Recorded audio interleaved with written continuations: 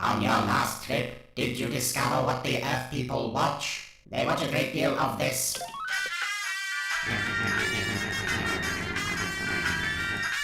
In this episode, a freighter gets blown up by a UFO. The humans go looking for it in their submarine.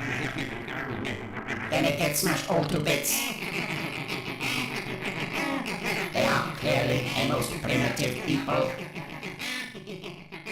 This week's Sub Smash. So welcome back to UFO on the Randomiser, and oddly enough, this is the episode that that follows on from the last UFO episode we saw on the Randomiser, which was ESP. Now, some of you might be saying, no, not in any production order or broadcast order that I'm familiar with, was ESP followed by Sub Smash. Well, it was when I first saw it, because... Oh, I love that shot of the freighter blowing up. Little alien UFO just comes out underwater and zaps the... I can't remember what this ship is. It's not the Kingston. Is this the Atlantia or something similar? I mean, the footage is absolutely identical the way this is. Oh, Atlantica 4, that's it. Yeah, the footage is almost identical when we see it reused in Reflections in the Water. And I believe this footage was actually one of the UFO clips that ended up with world backgrounds and appears in other things. I think the only thing I can remember seeing it in was Whoops Apocalypse. It was in an episode of that for some reason. Anyway, Skydiver and Captain Waterman are now out looking for the remains. I'm not quite sure why Skydiver was issued this assignment. Radio shadow control. No survivors. Some evidence of UFO. I'm not quite sure what he believes the evidence of a UFO. It could just be an explosion on the ship, but there we go. I'm not gonna doubt Captain Waterman's judgment. Anyway, yes, I said this episode directly follows on from ESP. When I first saw it in the on the BBC back in... It must be that UFO that came in a month ago under a radar blind spot. Well, stayed underwater. The BBC started showing UFO 95-ish, I want to say, and then they stopped for some reason after ESP. They replaced it with Star Trek, picking up from a liquid environment from a previous repeat run of that had also stalled, and then UFO turned up again on the BBC like 3 years later, and this was the episode they picked up the run with, not Kill Straker. What else? Anyway, that's rather I took over. Mildly interesting. Much more interesting is this little that insight into Straker. Well, the dictionary defines it as a morbid dread of confined spaces. Skydiver's not all that small. And you're not always morbid. Exactly. Oh, yeah. Straker's claustrophobic. It's in the South Atlantic area. Which is probably more... There's probably more people suffering from that than you might expect, but... Rendezvous point there where we could exchange a sub-cruise. This is weird. Well, there are dozens of small atolls in the area. Mostly uninhabited. This is very weird. This line. I want to be aboard with the best available sub-crew as soon as possible. For two reasons. One, so best available sub-crew. Okay. Well, aside from Captain Waterman, they've replaced the entire regular Skydiver crew, which basically means that everyone we've seen on Skydiver 1 for the whole series, presumably the flagship of Shadow's Skydiver fleet, were not the best available. They were like the runners-up. I just find that so strange. It's like, why are you not putting your best people where they're needed at all times? Don't get it. I'm needed below, sir. My cabin is at your disposal. Thank you, Captain. The captain's cabin is like the only other room on the ship. I never understood with Skydiver. It does just seem to be. Contains these come until we reach search area. This interior that we, the I don't know if you call it bridge or control room or whatever, but there doesn't seem to be any other rooms on Skydiver, and what we know about the interior layout of the thing based on the exterior, you know where the launch tube for Sky 1 is, you can get an idea of the scale of the people. I can't see where there's any rooms for like quarters or even a bathroom on Skydiver. It's a big place to play cat and mouse. Yes, but we'll just have to make sure that our claws are well sharpened. How do you mean? Well, we're trying to find them. Let's hope that the aliens don't think that we're the mouse. And it's nice to see Skydiver get a bit of focus and attention for once. Right, plot a search pattern. Yes, sir. Lieutenant? And here she is. My second reason why Straker's line best available subcrew is so strange. If Nina Barry represents part of the best subcrew for Skydiver, why do they stick her on the moon for most of the series? We'll be going under for a submerged second. Why isn't she permanently assigned to Skydiver? Those are the fresh air. I get maybe she was on leave or something and did it as a favour to Straker or something, but it does seem odd. This episode specifically says these people are the best crew for Skydiver, and Starting vector. we've only ever seen one of them on here before. Course. In fact, two of this four-man crew are complete strangers to us. Increasing sweep on 14 degrees port. Although long-time Anderson fans will certainly recognise the voice of Lieutenant Lewis there, Paul Maxwell, who was Steve Zodiac and Captain Grey and Paul Travers and various other roles in Fireball XL5 and Thunderbirds. I'm going below. Right. And also at the controls of Skydiver, we have Anthony Chin, who had previously played an alien in UFO. But it's good to see that Shadow's hiring policies of... they don't hold that against him. And of course, he was later... Who's this? Quite soon later, Chino in The Protectors. The escape hatch, Lieutenant. Yes, sir, in training. Our navigator, Lewis, he's the one you want to talk to about those. Oh, never mind. Just familiarizing myself with the ship. Yes, sir. How's it going, Nina? Fine, sir. What is it? Large shoal of fish. Sonar is our best bet. Well, you're the expert. Which is why I stick you on the moon rather than down here. My assignments sometimes make no sense, Nina. I don't know if you've noticed this. It's a tight ship, Captain. Thank you, sir. Yeah, I do find with Skydiver, the more people we put on that set, the smaller it looks. And here we go, Straker's... Oh, he's retired to the captain's cabin, and you can see he's clearly feeling... he's feeling the tightness of the ship, as he said. And again, it's all conveyed through Ed Bishop's facial expressions and him catching sight of his reflection in the mirror here. Just Ed Bishop, just so amazing in this show, isn't he? Just I think I must have said this before, but yeah, my favourite Anderson character, and I would have to assume that so much of why he's my favourite is just what Ed brings to it. It's hard to imagine anyone else in this role. I'm sure someone else could fill the basic role of commander, but without Ed Bishop, Increasing. he wouldn't be Straker. Metallic object. I'm moving quite fast. I suppose the reason Nina's here is How far? her role in this story eventually becomes... It requires 2,000 yards increasing. basically the best actress on the show to be on Skydiver, and Taking it down. UFO at this time they basically had just...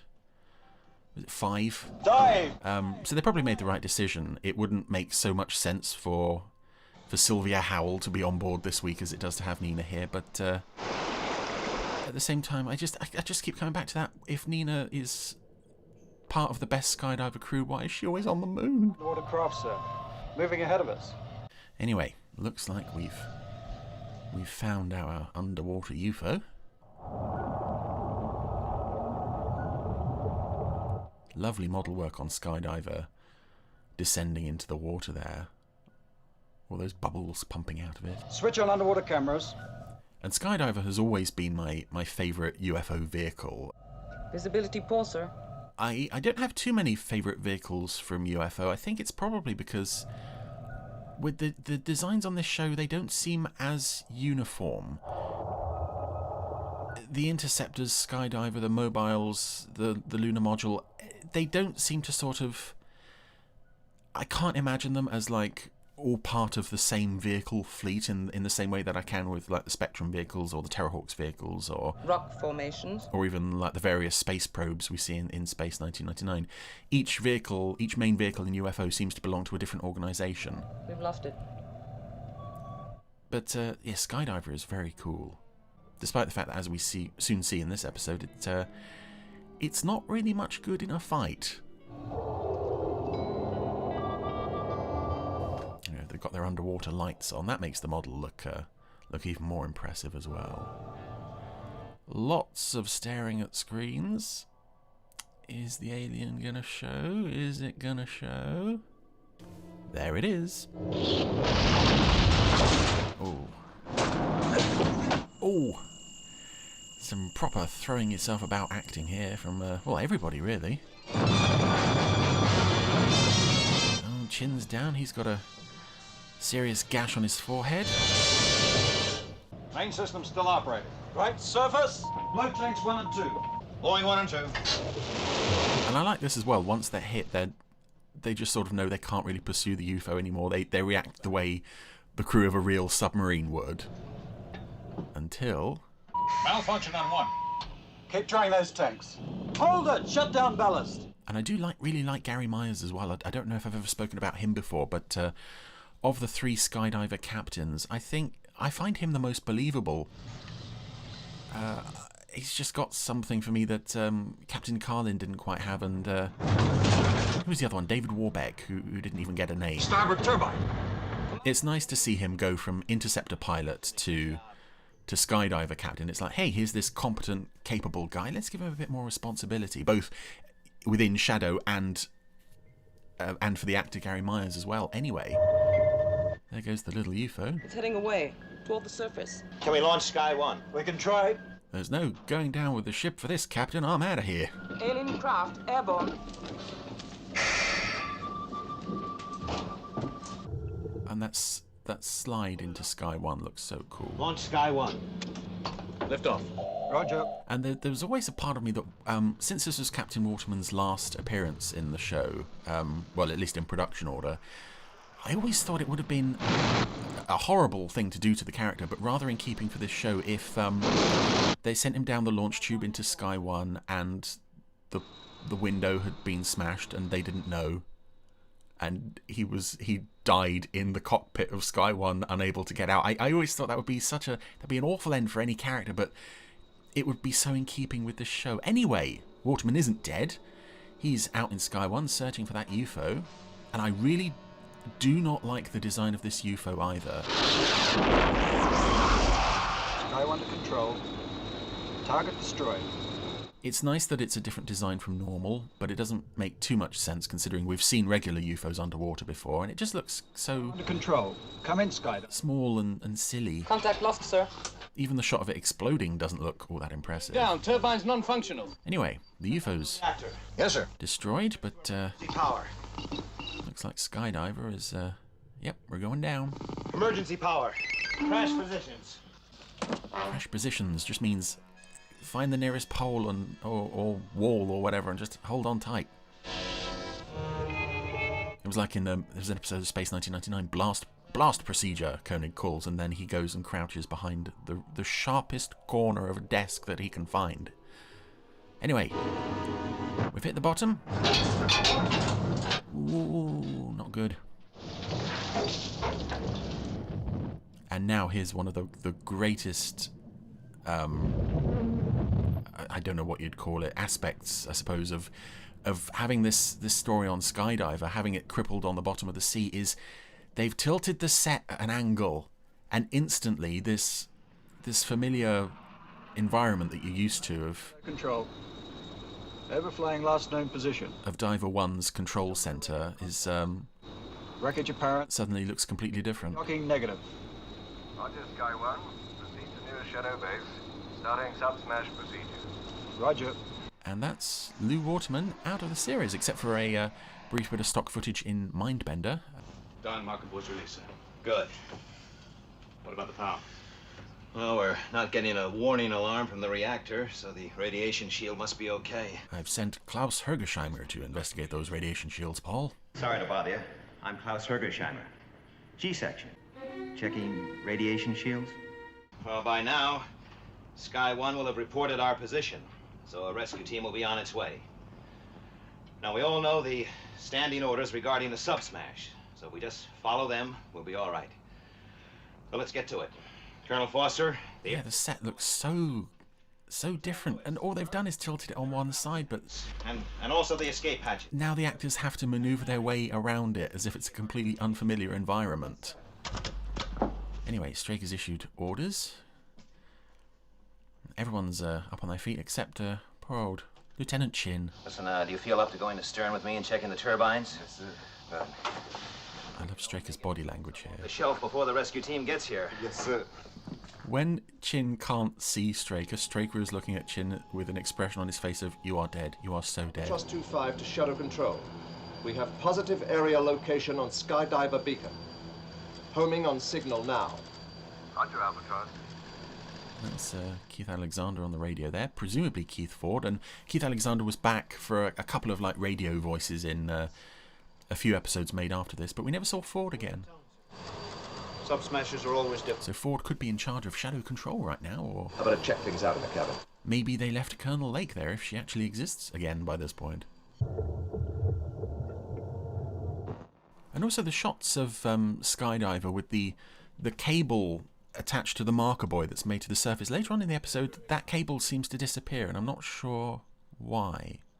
Anyway, let's assess our situation. Not good. One turbine completely blown, and there's some damage to the reactor cooling plant. Well, that means we can forget the main power supply. How long will the emergency storage batteries last, Chin? The meters register 8 hours, and we can't recharge without the reactor. I estimate there's enough air for 8 hours. About the same as the batteries. What's the story on our communications, Lieutenant? Main radio knocked out, sonar and radar working. The hydrophone on the marker buoy is active, but the power is weak. So we seem to be roundly screwed here. Lieutenant Lewis, I hope you got some good news for us on those escape hatches. Well, there's only one of them operational, sir, number 3 hatch. And that's got trouble. Well, it's working, but the systems check indicates damage. In addition, there's something wrong with the pumps. I reckon it'll take upwards of 90 minutes to empty that hatch. So it's good news all round then. Paul, I'll be in the captain's cabin. Crying and trying to hold it together. And I do like as well this rescue plane, the Albatross. It doesn't have shadow markings. Can you get any more speed out of this thing? Not without blowing our engines to pieces. And it turned up again in Reflections in the Water when it made a Skydiver rendezvous. You know Commander Straker pretty well, don't you? Yes. Pretty well. If we save him, do you think he'll take that reprimand off my record? That was Burnell Tucker, who'd appeared in Ordeal. He was a shadow operative at the health farm and turned up again in Space Precinct, Death Watch. We'll have to start making for the surface. Now, we've got to phase this pretty carefully. We're working with very little air and practically no time. I'm a bit worried about the outer door on 3. There's indication of severe damage. What about the pumps? Well, still no improvement. With the reactor off, the power's very low. What do we tell the crew? What, those nobodies? Forget it. They've figured it out for themselves already. And as much as I understand Nina being put down here because Dolores Montez is the best, probably the best actress on the show out of the regulars, I don't quite understand why Jeremy Wilkin was replaced with Paul Maxwell for this episode. I'm sure he could fill the role that Lieutenant Lewis does here of Don't worry, Nina. We'll get out all right. keeping Nina's spirits up. But again, it's nothing against Paul Maxwell, because he's great too. It just... Full crew, 69 men trapped on the bottom, but we all got out. It doesn't necessarily make sense for Maxwell to be gone.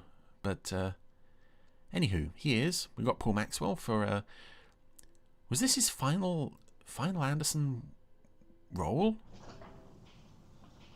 Ooh, I think it might have been. I suppose this is a good episode for him to bow out on. All right. Let's go over the situation. We are so screwed. Have you decided on an order of escape, sir? Ooh, that's the big question. Yes, I have. Lieutenant Barry, you will use the crash dive tube. Yes, sir. Lewis? Sir? You'll have first crack at the escape hatch. Lieutenant Chin will follow you in the escape hatch. And then Colonel Foster. All right, let's get to it. The crash dive tube is the safest way out, but it won't be easy. When we throw the control and the water comes in, it'll hit you like a sledgehammer. Yes, sir, I know. I used it once during training. Good, good. It'll only last for a second, and then you'll be okay. I'll manage. Right, I'm really glad I came down from the moon to do this for you and get stuck in a stupid tube. No chance of our surface vessel getting to the area ahead of us. Forget it. She's 5 hours away. We're on our own. And it's quite sweet that Freeman's taken it upon himself to supervise the rescue operation, because it's his buddy Straker down there. And of course, this is in production order again. This is George Sewell's final appearance on the show. This was the final episode they made at MGM Borehamwood before the studio closed down. All set. Good. Synchronized watches. 15:50. Check. Check. And yet, oddly enough, it does feel like 5 minutes, Lieutenant. a precursor to those episodes. Thank you, sir. Where the regular cast was scaled down considerably. See you topside. And here we have an episode really centering around Straker, Foster, and Nina, all of whom would continue in the Pinewood episode. So it's nice that they were already recognizing what an asset Dolores Montez was to the show, even before they had to they were forced to promote her to Moonbase Commander when Gabrielle Drake was unavailable for the Pinewood episodes.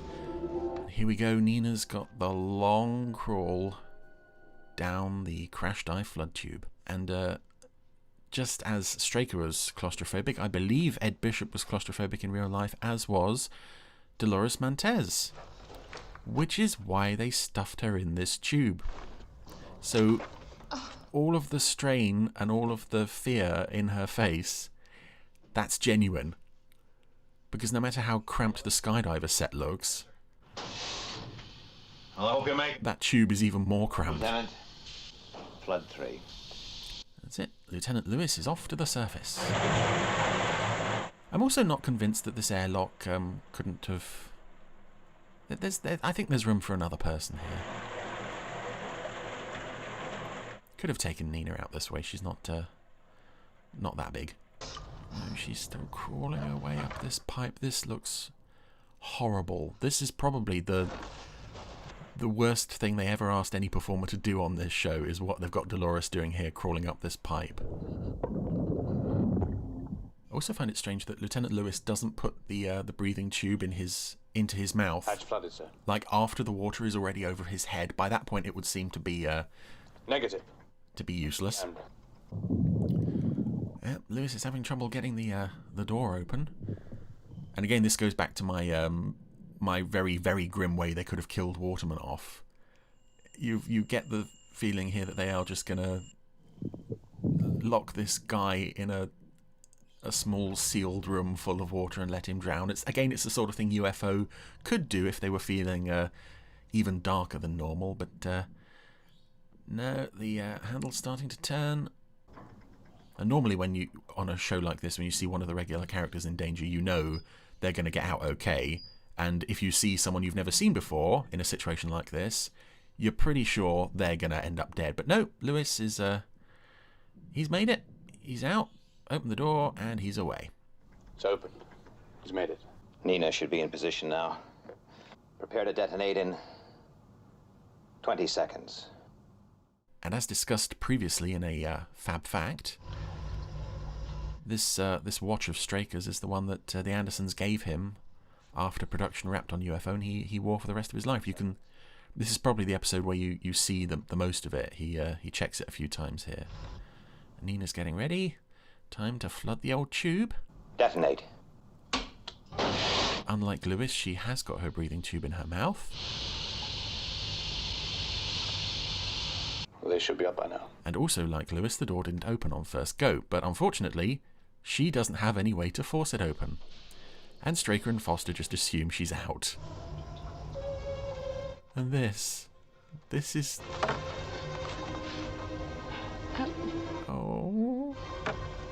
She's so scared.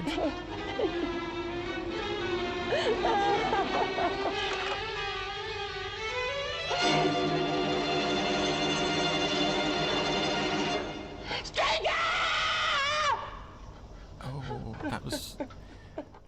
Oh, that shot of her just crammed into the tube. No one to help her, nobody even knowing she's there. We're all of us gonna get out okay, aren't we, sir? Yeah, sure. How's the head? Well, I'll be fine when I get up to the surface. Sure. Yeah. Your will is up to date, isn't it? Yes, sir. What are his chances? He won't last 10 minutes in the water without help. Sir, you're only like a foot away. I can't actually hear you. Oh, here comes the albatross. A nice landing on the surface of the water. Try and rest, Chin. We'll be out in 1 hour.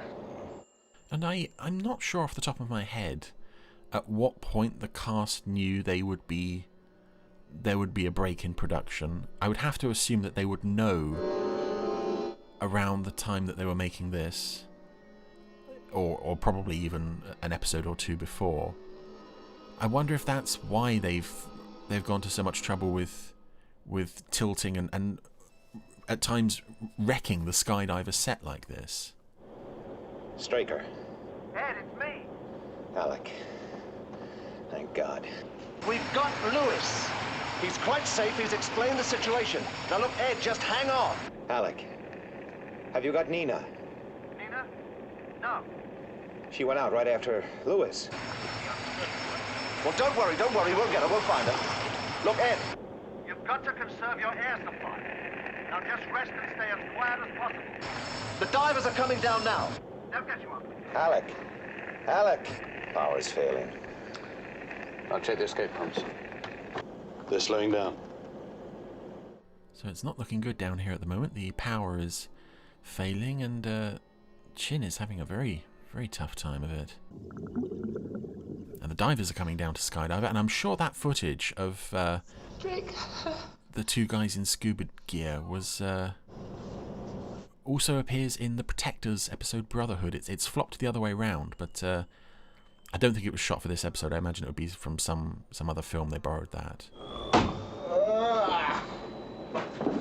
And I love this as well. This is, we've got this small cramped set. We've tilted it on one side so that it's really unfamiliar to the actors. What's something we can do here? Relax. Let's have a fight scene. Stop him, Paul! Poor old Chin.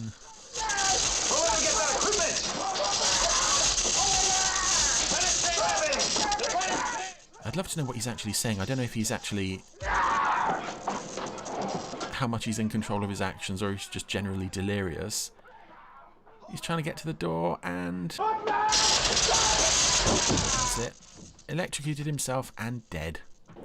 It's probably a good thing nobody else pressed that button he touched.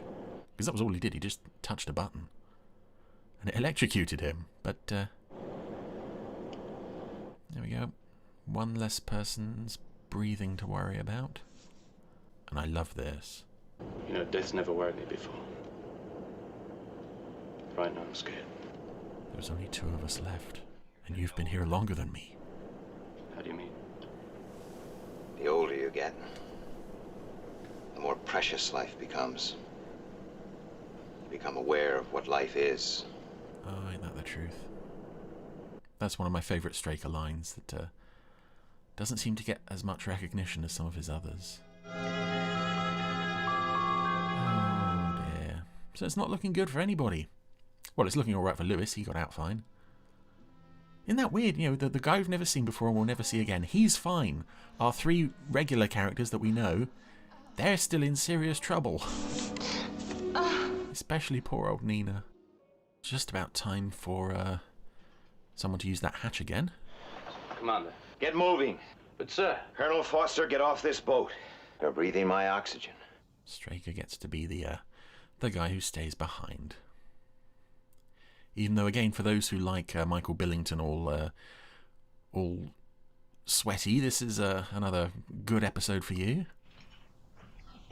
I also like this, when he opens the hatch and you see the water is in there from Lewis's escape. In you go. And because the set is at an angle, you see it splash down onto the set. Even though there's electrical lights and monitors all over the place. Let's just throw some water in there. We haven't put our actors through enough hell this week. And speaking of hell, Dolores Montez is still with us. She's taken off all her scuba gear and is now having to crawl her way backwards down the tube because there's no room for her to turn around. There's barely any room for her to move forward or back. So now, Foster's away, and as far as Straker knows, he's all on his own. Well, still got Chin there, of course, but Chin's not saying much anymore. She's jammed fast, sir. The only certain way of moving her is by heavy lifting gear, but we need the salvage vessel for that. Is there any way we can get an air supply down there? Negative. I was hoping to use the escape hatch, but it's still flooded. The pumps must have backed up completely. It's hopeless. You'll have to go down there again. And get me a suit, will you? What you gonna do? I don't know. But we're gonna get him out of there. But all of you get to play in the water this week. I'm not going to miss out. Yeah, as far as I recall, that comes to absolutely nothing. Freeman does not contribute to the final rescue of Straker at all.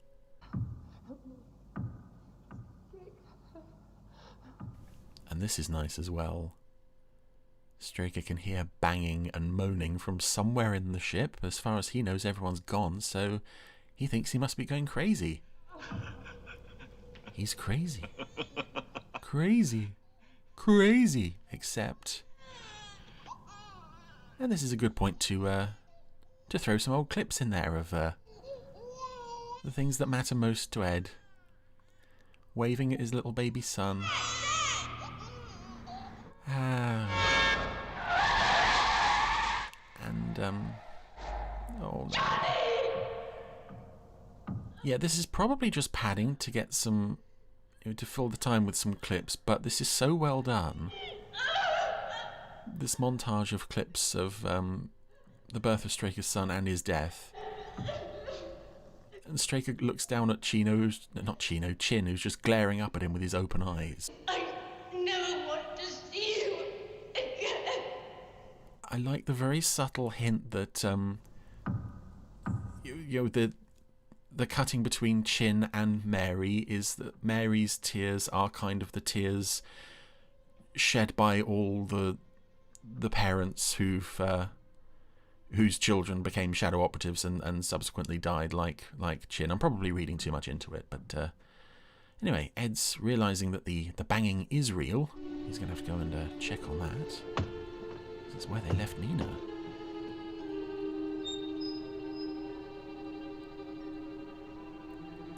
And Ed looks like hell at this point, but now we see what true hell really looks like. Nina, oh my goodness, this poor girl. And she can't even believe herself that she's made it out. The cover, it didn't blow. She can barely speak. It's okay. And this point in the episode has always seemed odd to me because, as I said, I first saw this episode on BBC, and I recorded it onto VHS. We're sending them down now. And at some point afterwards, someone must have hit record on the tape during that moment as Straker is helping Nina out of the tube, because suddenly there was a clip from an advert of a woman looking through binoculars at a guy putting lotion on himself at the beach. I have no idea what the commercial was because it was only like a split second. So that scene has never felt quite right to me without a woman looking through binoculars. Come in, Captain. You can't say that I don't do my bit to lower the tone here. This is such a serious... oh, Nina's hands is covered in blood. Subject. Myself. She can barely breathe, and Straker is writing one last entry in the captain's log. 5. Claustrophobia. Negative. Last words, a note for Dr. Schroeder. And that was the last mention of Dr. Schroeder in the series. He's declared himself not claustrophobic. He hesitated to write, just so damn brave. And I love this. If it had to be anyone, I'm glad you're here. I mean, I'm glad. It's you.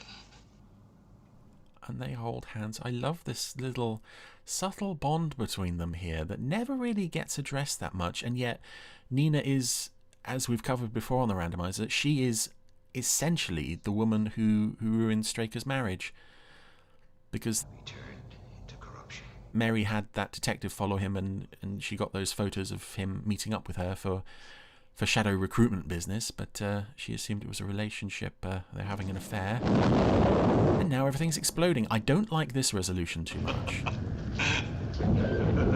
Straker laughing as the model just floats back to the surface. It's almost like, so it was all a dream. It feels like that's the ending we're building to. I don't believe it. You mean to say you just blew us out of the water? Well, what else could we do? Holden came up with the idea. Alec was basically useless. Divers got in through the missile tubes. And that's the way it happened. And everything was fine. I have to leave now. Oh, I'm sorry, sir. No smoking. Oh, she's going to get a reprimand on her record. Well, back to the salt. You don't tell Straker he can't smoke. That's like... Cigars, Alec. Oh, so now it's just Straker and Nina on their own in hospital. This ending, I just find it comes so quick. It's just like this, almost like the script is written with the words, and then everything's fine. Pretty close down there. It's not that it doesn't work, it's just it doesn't quite have the time to really sink in before it's just over.